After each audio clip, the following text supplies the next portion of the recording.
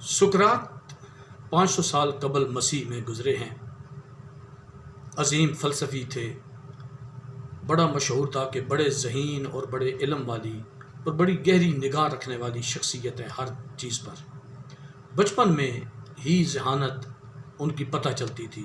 उनकी वालदा परेशान रहती कि सुकरात सुबह जल्दी जागते नहीं हैं। वालदा ने फ़ैसला किया कि इसको मैं ले जाती हूँ किसी अच्छे उस्ताद के पास, वो इनको समझाएं कि सुबह जल्दी जागा करो। वालदा उस्ताद के पास ले गई।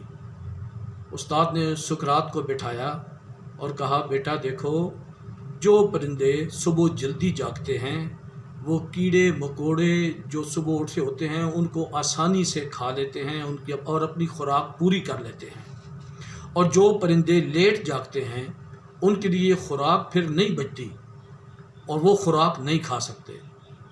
तुम्हें कुछ समझ आई है? सुकरात ने कहा, जी मुझे जो समझ आई है आप भी सुने। मुझे ये समझ आई है कि जो कीड़े मकोड़े सुबह जल्दी जागते हैं उनको परिंदे बआसानी खा लेते हैं, और जो लेट जागते हैं उनको परिंदे आसानी से नहीं खा सकते। सुकरात बचपन से ज़हीन थे, अजीम फ़लसफ़ी थे। आबाद रहें ताहिर फरामट।